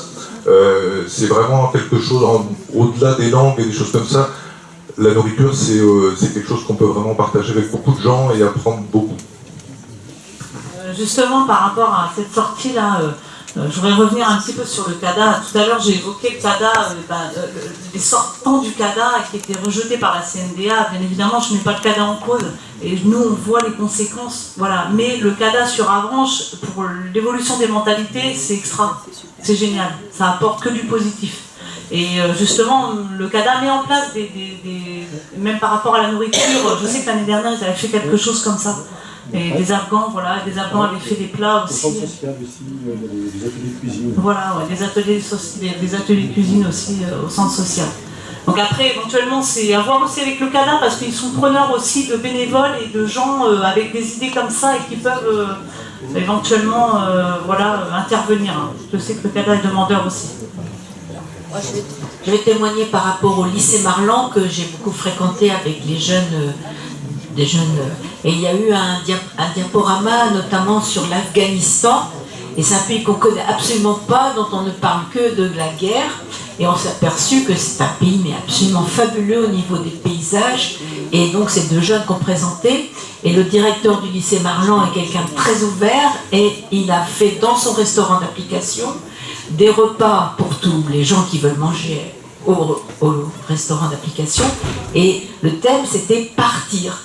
Et donc les jeunes qui sont à Marlan ont fait le fameux riz caboulé, etc. Enfin, ils ont cuisiné exotique, entre guillemets, et ça, c'était très intéressant. Donc, c'est vrai que ça... Il y a des fins cuisiniers, on peut aussi préparer des repas sympas, quoi. Ça fait 1h30 que nous sommes en réunion. Je vois qu'il est 10h15 et des gens commencent à se lever pour partir. Donc, il faut peut-être, s'il y a encore des demandes, des questions ou des prises de parole, c'est l'occasion. Parce que je pense qu'il faudra qu'on clôture... Moi, j'ai pas parlé du FJT tout à l'heure, mais vous en avez parlé, Monsieur Pennec, mais voilà, le FJT est là aussi pour nous aider, il fait un gros travail avec les mineurs et les non-mineurs. Oui, je fais partie de la FSU, enfin, c'est une fédération syndicale, donc, notamment le SNIPP qui est pour le primaire, d'enseignants. Donc on soutient l'action d'itinérance un petit peu financièrement, mais aussi on va essayer, je pense, de peut-être plus faire des actions pour avoir des postes, notamment il y a des maîtres, des enseignants qui passent dans certaines écoles du Sud-Manche pour aider les enfants non allophones, mais ils ne sont pas en nombre très important, ils sont 3 dans la Manche seulement, donc c'est peut-être insuffisant, notamment dans les secteurs qui ont un CADA. Donc voilà, ça peut être un de nos rôles de militer pour qu'il y ait plus d'enseignants, de postes pour ça. Et puis aussi peut-être informer les enseignants justement en faisant participer des associations comme Itinérance ou des gens un petit peu spécialistes de la question sur au niveau des droits justement, des conditions d'accueil des migrants et tout ça. Relier les actions aussi, on va essayer de faire une synthèse un petit peu de cette réunion et puis de faire que les gens participent plus aussi financièrement, puissent aider un petit peu. Et j'avais une question par rapport à la suite, en fait, à l'avenir. Est-ce que vous savez dans quelle proportion ça peut, les gens qui deviennent à la rue comme ça, qui sont dégoûtés, ça peut être en nombre combien de personnes? Là, c'est un petit peu tout récent, en fait. C'est que le CADA, ça fait 1 an que c'est ouvert à peu près, c'est ça? Donc au bout d'1 an, les gens sont dégoûtés. Il y a une émission sur la chaîne LCP il y a 2 jours sur l'OFPRA. Et l'OFPRA, en fin de compte, il y a 30% des gens qui sont acceptés, et donc il y a 70% qui sont refusés. À partir de là, ils vont faire appel, et bon, c'est pareil, il y a un 2e écrémage, donc c'est vrai que je ne sais pas si on a déjà des statistiques par rapport au CADA de la branche. En gros, je sais que les statistiques au niveau national dans les CADA, c'est 50% de réfugiés, 50% de déboutés. Mais de toute façon, il faut dire que le CADA, c'est pour une personne en demande d'asile. Quand la personne a soit obtenu le statut de réfugié, soit qu'elle est déboutée, elle quitte le CADA de toute façon. Donc dans tous les cas, s'il n'y a pas de solution, la personne quitte le CADA et voilà, elle se retrouve alors... Avec un statut de réfugié, elle peut peut-être plus facilement avoir un travail ou une situation régulière si elle est déboutée. Mais dans tous les cas, voilà. Monsieur Bedaoud m'avait dit qu'il faisait une exception jusqu'à 3 mois, je crois, des fois pour certaines personnes. Alors que normalement, ils peuvent faire partir les gens du CADA au bout d'1 mois. En fonction des situations, ils arrivent à les garder un peu plus. Mais bon, voilà, le directeur est tenu par un budget, par des contraintes administratives. Et les salariés de France Terre d'Asile, il ne fait pas ce qu'il veut. C'est pour les déboutés, c'est 1 mois. C'est pour ceux qui ont par contre qui ont obtenu quelque chose, ça peut aller au-delà de 3 mois, mais pour les déboutés, c'est 1 mois. Et il n'y a pas de...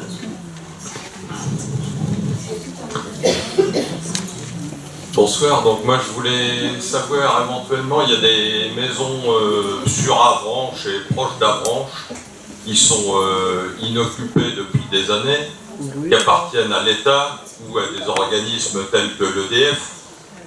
Donc savoir si éventuellement Itinérance serait intéressé pour que des bénévoles remettent ces maisons en état, on va dire, et il y en a où il n'y a pas grand chose à faire pour héberger des gens qui sont à la rue. Je voulais savoir si ça vous intéresserait éventuellement. On parle carrément d'un squat là, c'est-à-dire sans forcément... Une occupation illégale. Voilà, une occupation illégale. Elles appartiennent au département ou à EDF. D'accord. Sur avant. Alors, jusqu'à présent, à Itinérance, les membres de l'association, je pense, on n'a pas des gens du DAL parmi nous, ou bien comme dans des grandes villes, on peut avoir des militants très actifs pour investir des bâtiments. Le profil, je ne sais pas, globalement, le profil des membres d'Itinérance, je ne sais pas s'il y aurait beaucoup de gens prêts à s'engager dans une action illégale pour investir un bâtiment. On y a pensé, mais ça peut pas se faire comme ça, n'importe comment. Il faut quand même des gens motivés et qui savent où ils vont, quoi. Enfin, voilà, je pense que... Laurent a la motivation. En fait, pour parler, il y a eu des expropriations qui ont été faites, et en fait, parce qu'il y avait une route qui devait passer. Et donc, le département a exproprié des personnes. Les maisons sont vides, et... pardon ? Voilà, sur le contournement. Et du coup, la route ne se fait pas, et les maisons sont vides. Donc ces maisons, elles appartiennent au département. Il n'y a pas grand-chose à faire pour les remettre en... Ça fait pas si longtemps que ça qu'elles étaient encore habitées, ces maisons-là. Donc est-ce qu'on peut demander, par exemple, au département de pouvoir bénéficier de maisons qui sont quand même assez grandes enfin voilà, c'est une idée, parce qu'on a vu ça, on s'est dit, mais il y a ces maisons-là qui sont... C'est une autre idée. Ce soir, on a eu plusieurs idées qui ont émergé. Je pense qu'il faut travailler. C'est à réfléchir dans l'association. Je pense que suite à... Oui. Donc je crois que pour l'association, suite à la réunion de ce soir, il y aura certainement un CA assez rapidement pour en tirer les enseignements, et surtout par rapport aux personnes qui souhaitent s'investir rapidement, qu'on voit ce qui est possible de faire, ce qu'on peut proposer. Il ne faut pas décourager les bonnes volontés. Pour ceux qui sont déjà investis dans l'association, je pense qu'ils continuent. C'est pareil, il ne faut pas les décourager, il faut avancer sur des actions concrètes. Donc voilà, je pense que la soirée a atteint son objectif. S'il n'y a plus de prise de parole, je vais passer la parole à Astrid qui peut conclure la soirée. Je vous remercie tous d'être venus. Voilà, et je ne vois pas trop ce que je peux dire de plus. Tout a été, beaucoup de choses ont été évoquées. Voilà, il y a des papiers d'adhésion à disposition dans le fond. Mais voilà, merci de votre présence et de vos idées.